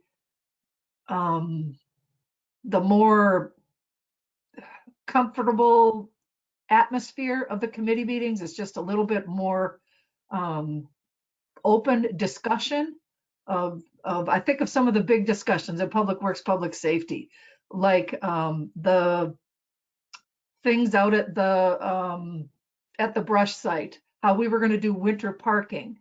Those were long discussions that we hashed out through ideas that I sometimes I don't know if we'd have been able to do that at the council table. It just seems like it's a little bit more restricted. But I guess I'd like to hear from Mr. Gramitz how other communities do it, how it works, and how there's enough time to have the discussions like we have at the committee level. Councilmember Neski. I think the administrator would like to wait and hear from the council. I will make some comments as well, probably before the administrator speaks. Councilmember Neski. Murray and Groundhog Day. I apologize. It seems like we have done this over and over again, and the arguments are the same arguments over and over again. I am not opposed to it, of course, but we've talked about the pros and cons of this several times, and we have opted at this point to go to a committee structure because of the fault of the structure we had previously. There'll be 3 new people joining this council, and when you have your organizational meeting, that is, I think, an appropriate time to switch. I think you can try to see what that might look like. Councilmember Osmus's idea of maybe that needs to be more hammered out of what that could actually look like. But we've done all these things on trial basis every time. We'll do it this and check in, do it in that and check in. I can tell you, City Administrator Gramitz shared what he was talking about. And if I recall correctly, on our conversations, it was these are the ways that we can shorten meetings, and maybe not all of the council members have taken those to heart. Some have, and that I think has shortened the meetings. But I think he didn't give a directive. He laid out these are the difficulties that we have with our system, and maybe not everybody has taken those and ran with them, but some have. I can tell you what makes a longer meeting is bringing these items up later in the meeting, and now we're here a lot longer talking about them. I think we've hashed this out, and I'm in favor of finishing out this term using the committee structure. We can burden the next council with the committee structure or the former open meeting things we had before, if that's what you wish. But I think this is just out of the blue and unnecessary, and I'm waiting for a new idea on it because it sounds like things we've already hashed out. Additional discussion.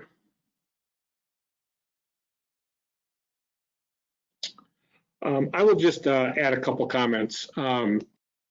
Administrator Gramitz brought this up to us when we were going through a transition time. He had been with us for quite some time. It was the end of December, and he was trying to lay out a guidance of how we as a council could function, in his opinion, more effectively. And that's what he was trying to do.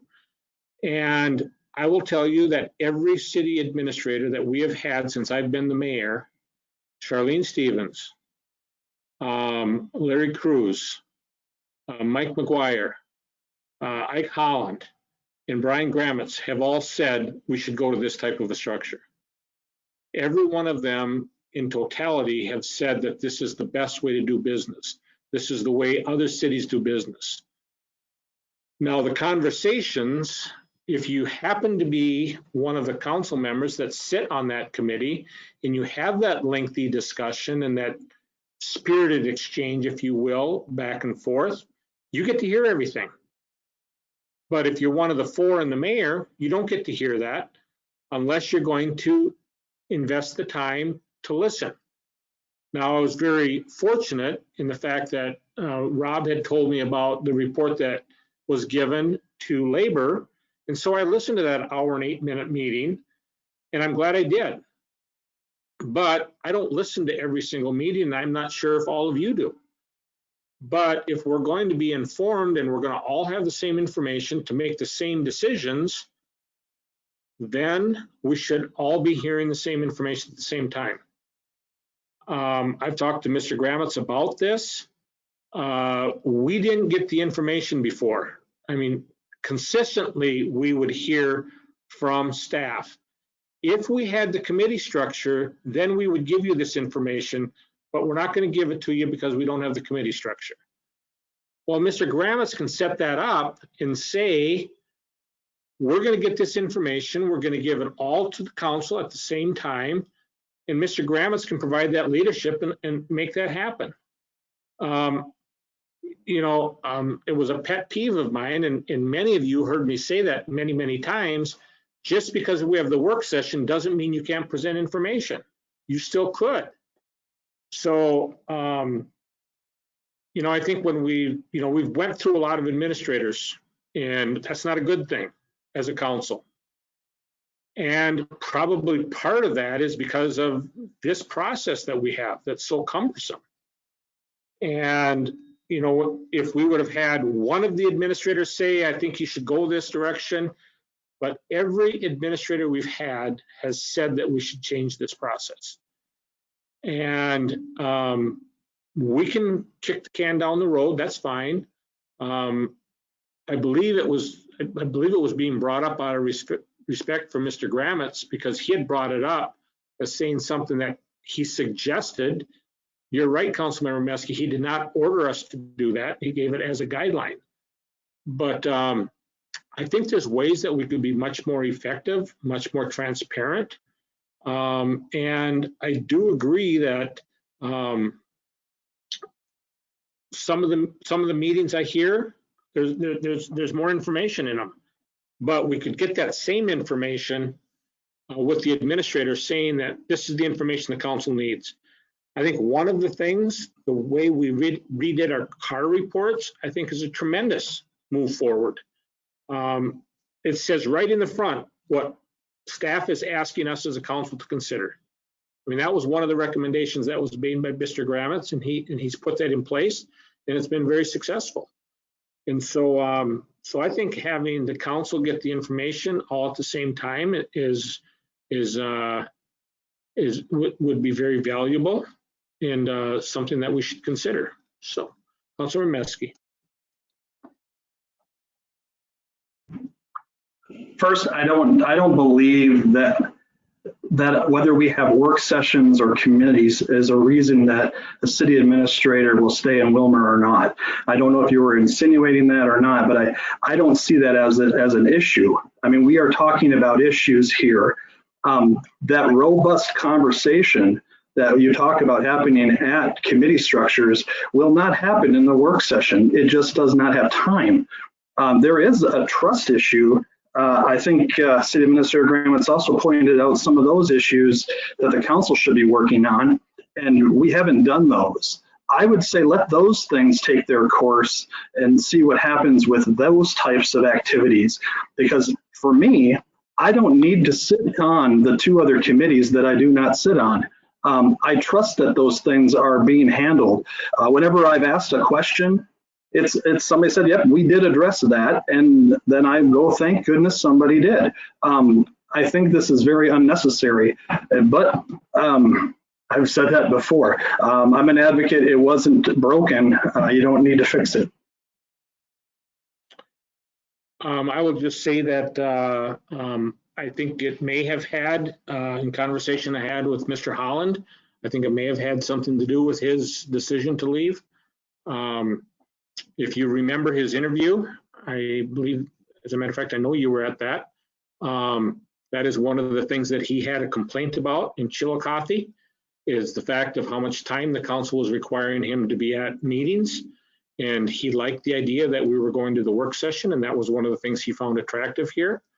He mentioned that to me many times when the council was talking about going away from the work session and back to the committee structure, that he had concerns about that.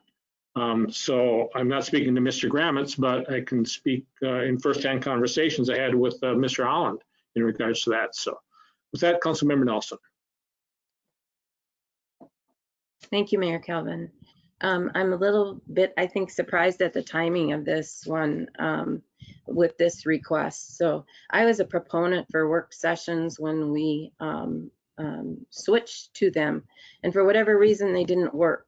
Whether it was the administrator, whether it was staff, whether it was us, I'm not sure, but we struggled with not getting information. We struggled with the time frame. We went from every Monday night to how we were going to do that.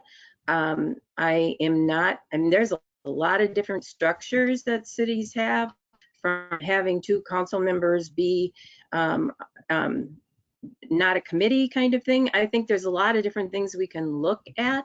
I just don't see that this is the time frame that we should be doing this in. We have a few months left before we lose some council members. I think our meetings are difficult enough right now with the structure that we have.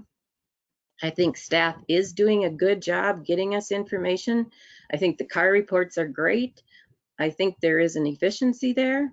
I would agree with Councilmember Neski that I think I really would like to see this full council deal through some of the issues that I think are bringing this structure forward. And maybe we have to commit to doing that with the type of teleconference that we're doing now. I do not see how we can get through our meetings with the amount of information that's there. And, you know, we have different committees that meet, or different committees outside of the committee structure, you know, that we get information from too. And so, you know, I respect the time frame, but I do think in a certain way the committee structure creates more of an efficiency for the council time and the information. And I think perhaps it's the trust issues that we need to work on, and respect the committee structure. And if we want to look at something else after we have new council members and a new year, I'm not opposed to that, but I think we need a structure before we go away from one. Additional discussion. Motion been made and seconded to consider the process of eliminating the committee structure.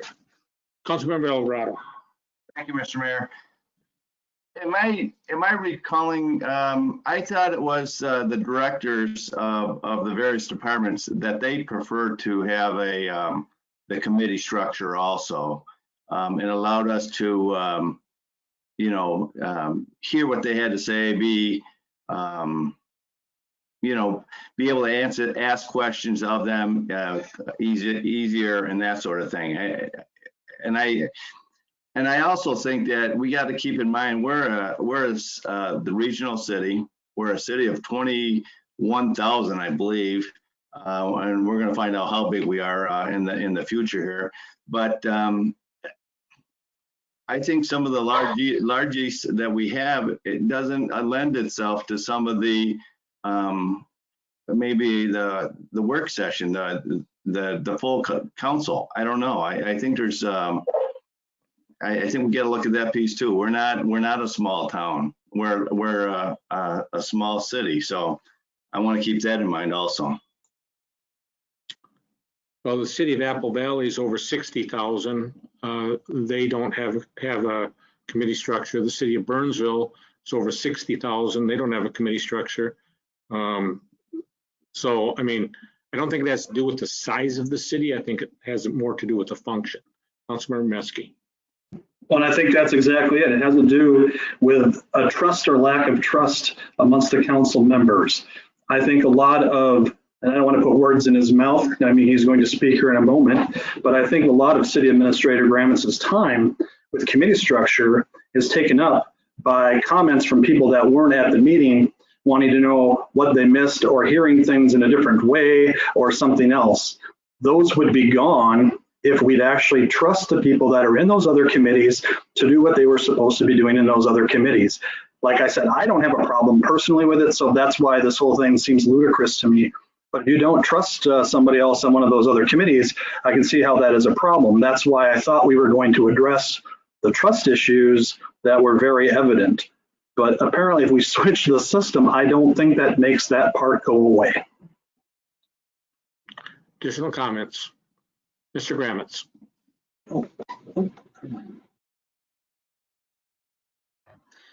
Mayor and city council members, every city strikes out and sets up its government as it deems appropriate. And you can find some communities that have the committee system. I don't know of too many that have the work session. I mean, I've worked in cities where we'd have a work session once or twice a year on one major topic that's coming before the city. That's the only time they have a work session, you know, maybe even, you know, budget work session. But any system will work. The question for an administrator is, how well does it work? And all I was attempting to say, you know, last December was when you let's take a 2-hour finance meeting and then you transfer that to the city council and it takes another 2 hours to go over them same topics because half of the city council wasn't there. That to me it's a problem just begging to be solved, because I'm trying to be a solving type of person. How do we become more efficient, more effective? And it's not a conclusion that one way is bad and one way is good. I'm just seeing the work of the staff to prepare the committee meetings and the council meeting. And quite honestly, I've never seen anything like how Willmar is set up before.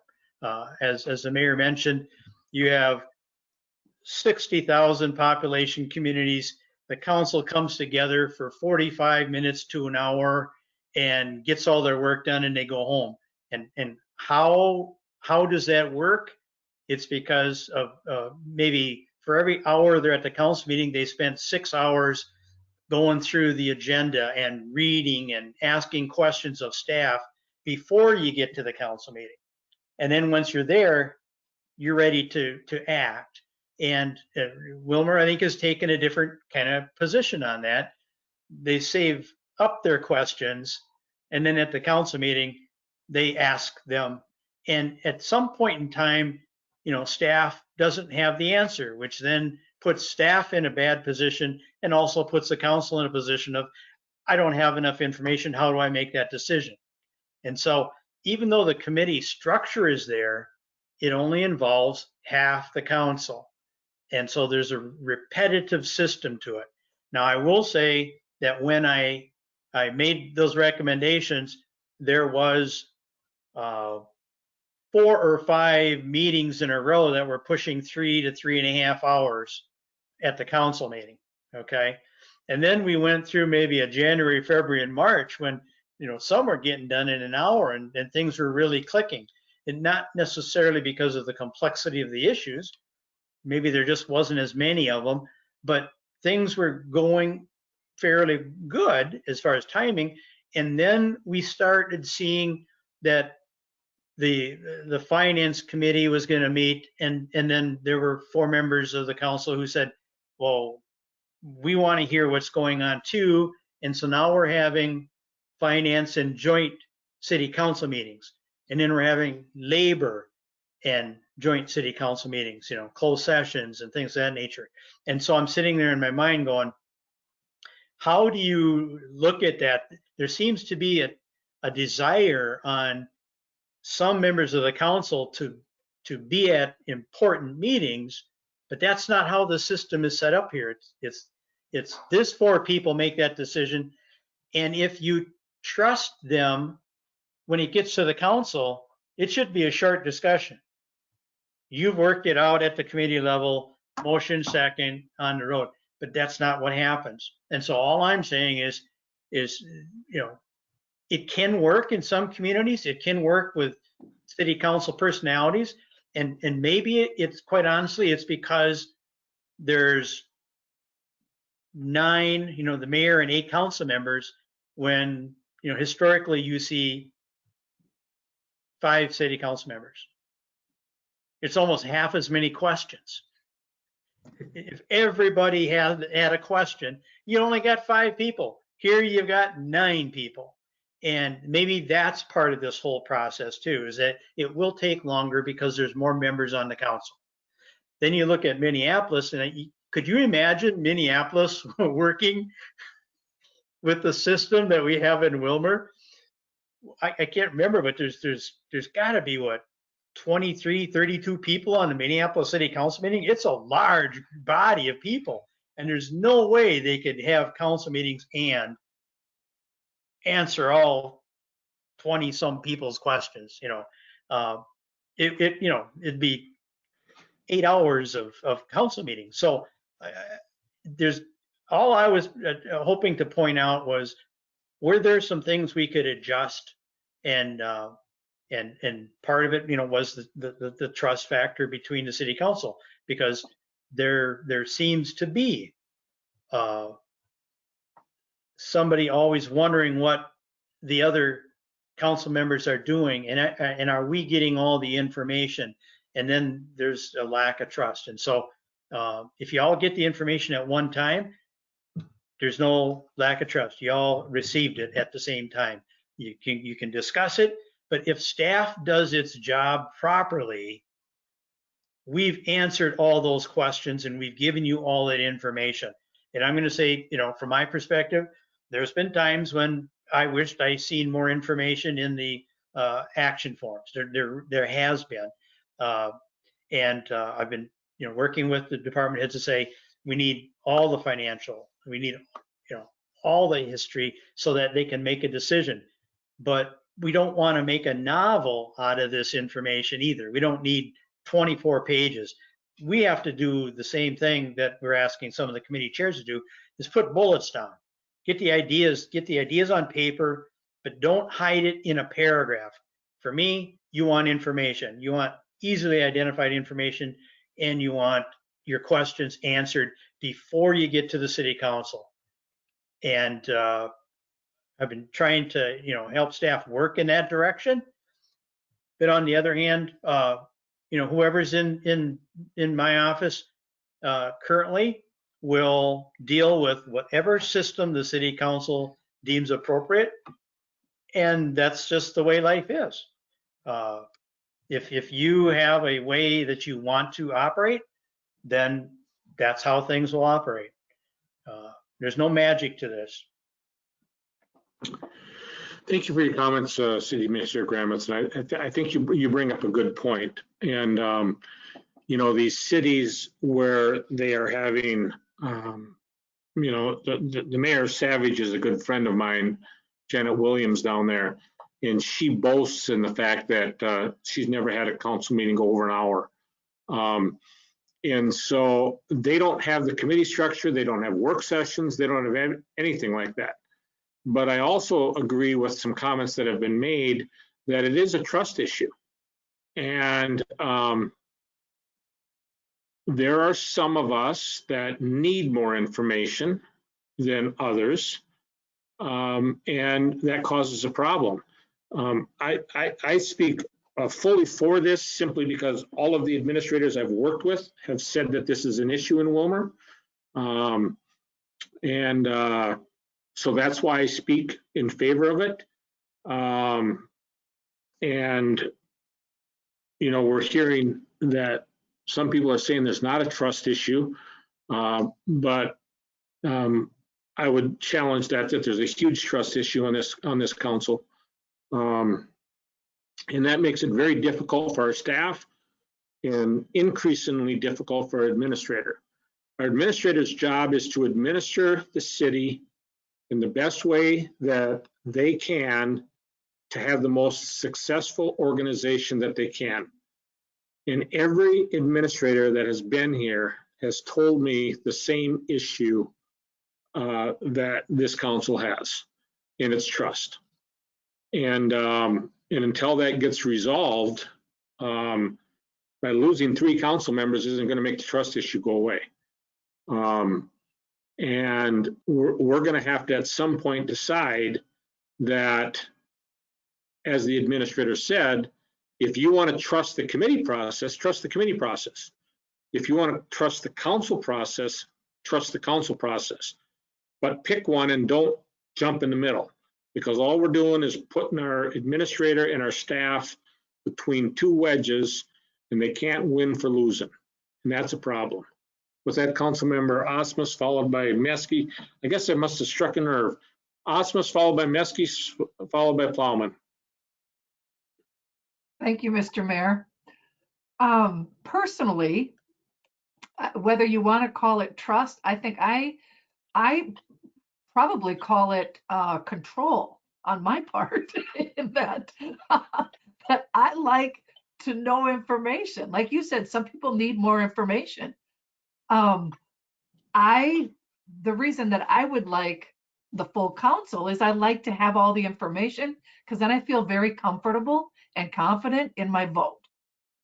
And I suppose you could look on that and say that's trust, because I guess I'm putting my trust into the committee structure that they've vetted it, and I trust their judgment. But I do like having the information. That's just me personally. And I know it would be, as far as when we would implement this or some kind of a change, I can see where the council members that are leaving are just like, I'm not, no lame ducks here, coasting out with it the way it is. But personally, I would like to have some experienced council members do the transition, because you know what questions need to get asked. And to me, that's a better way to gauge if it will be successful, because you will know the kind of information you've had before. You will know what kind of questions need to get asked instead of 3 new ones. And so that, to me, if we don't start it until January, I don't think that's a fair transition. Councilmember Neski, followed by Plowman. I don't want to shoot the horse again. I know it's dead, but I would imagine all of those previous administrators with the committee structure saw the issues that were going on with trust, and that's why they cited it. I was on the committee structure first, and we switched over to the work session, so I have seen that. And the trust issues didn't go away. Oh, everybody hears everything. Oh, no, because then it was, we don't trust on getting all the information from the staff either, because you're getting more of the questions we got when we were in the committee structure. So it's never going to go away until you deal with the baseline issue. And so, Julie, if we were to switch it, I don't want to call you right directly, but if we switch it now, it's still not going to get to that core central piece of how do you establish a trust in this situation. And so to me, switching how you're doing a meeting, it really isn't going to get to that issue. And I never said there wasn't any trust issues on this council. There certainly is. I'm put in the middle of several kinds of conversations often. I think everybody strives to do what's best for the city, but sometimes people strive to have the perfect decision, and they need to gather as much information to make that perfect decision. Well, there is really no such thing as a perfect decision. You make the decision with what you've got, the best information you've got, and you make that decision. And I will tell you, because I worked under both systems, I felt like the decisions I made on the committees I was on, I had that information enough to make that decision.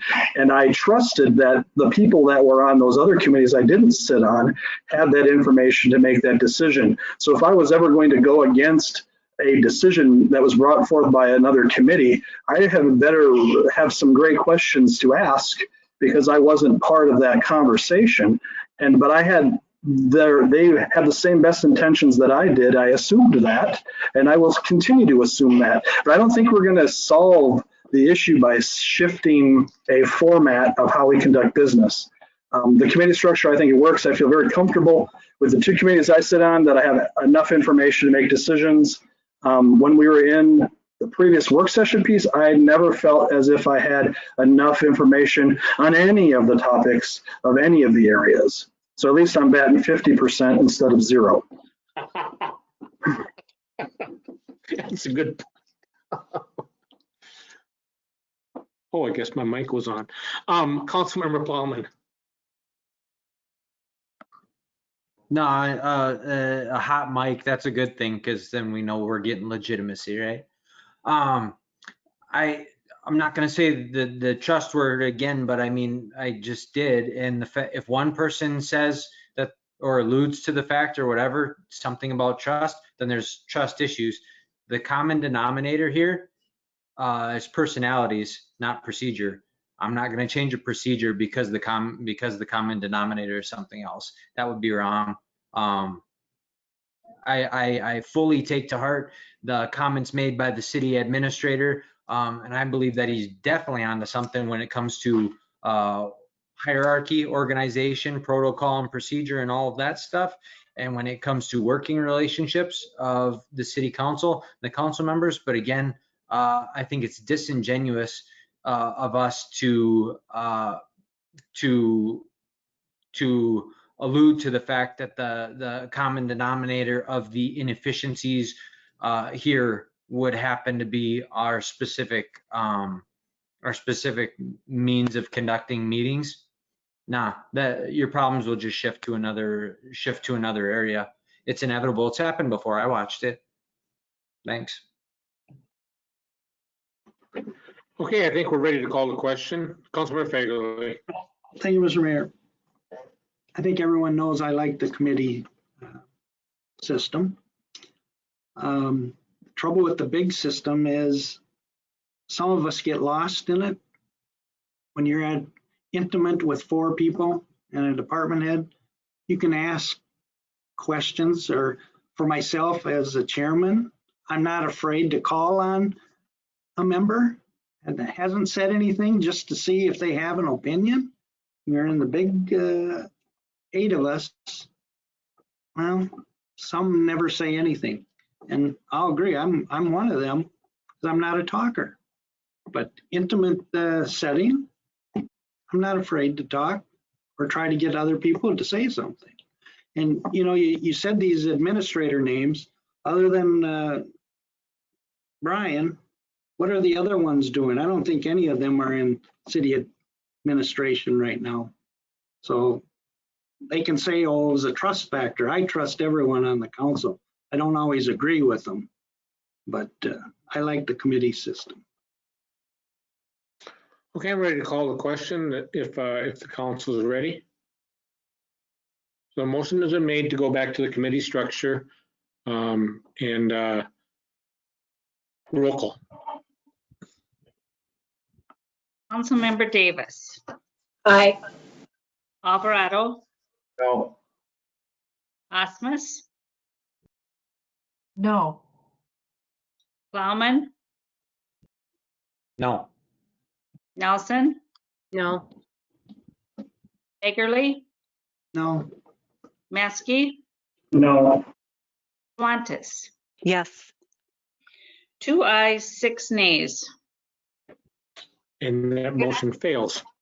Okay, can I have a clarification? Didn't you say the motion was to go back to committee structure?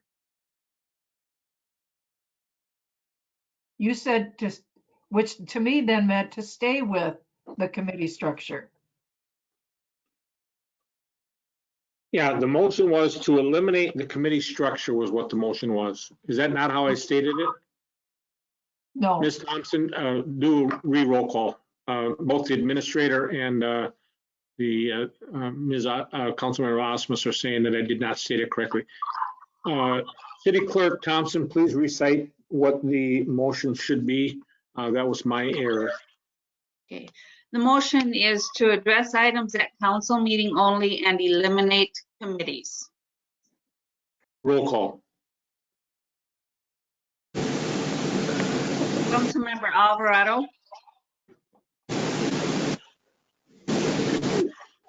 Could you please repeat the motion again? certainly. The motion was to address all items at council meetings only and eliminate committees. I don't want to eliminate the committee, so I'm going to say no. Is that the way to read that? Correct. Osmus, Aye. Plowman,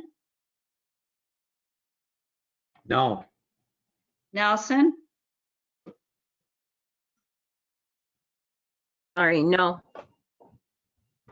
Eggerly, No. Maskey, No. Schwantes, Aye. Davis. Aye. Ayes, 5 nays. Did you call on Councilmember Maskey? I didn't hear it. I did, yes. Thank you. Still no.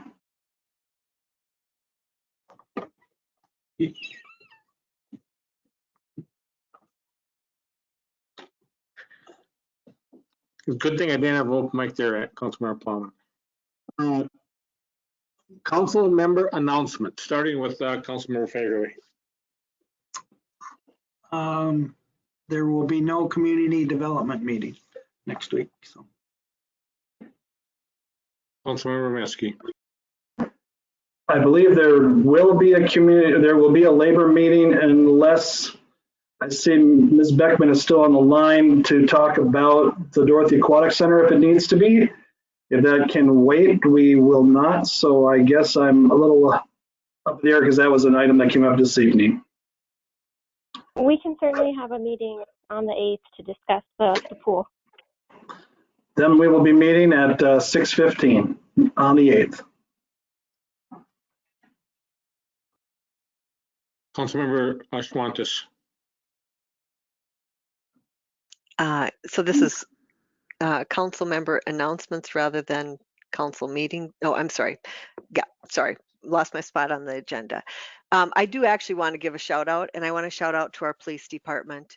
We are so fortunate to have a very professional force that is community minded, has strong community relations, and they do their work so professionally. And we know how tough that job is right now. And I would ask people that when you see our law enforcement officials, that you give them a kudos and thank them for what they do, because we see what it would be like if we didn't have them. So thank you to them. Councilmember Davis. I don't have anything today. Councilmember Alvarado.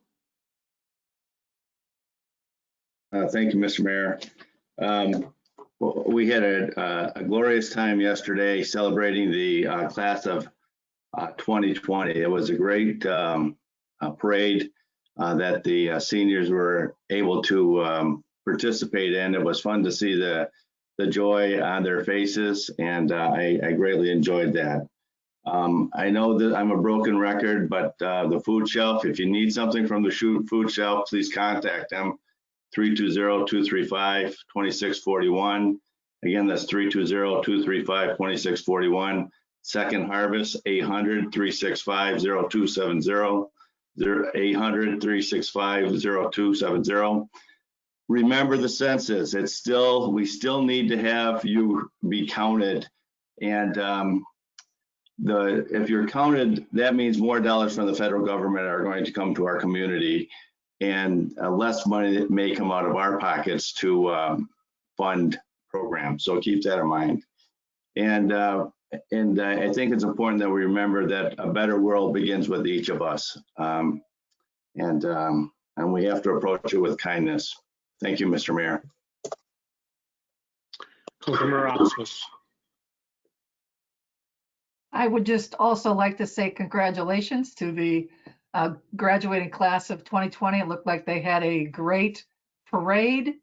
I would encourage you to patronize our restaurants that now have seating outside and enjoy a wonderful meal out in the beautiful outdoors, and shop local. We need to get through this. That's it. Councilmember Plowman.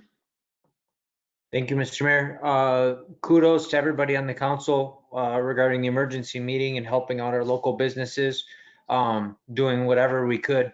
And I know that it had been talked about. What can we do? What can't we do? But I applaud each and every one of you. I wish that I could have been there. I mean, I knew y'all would do the right thing. I wish I could have been there to take part in that vote officially.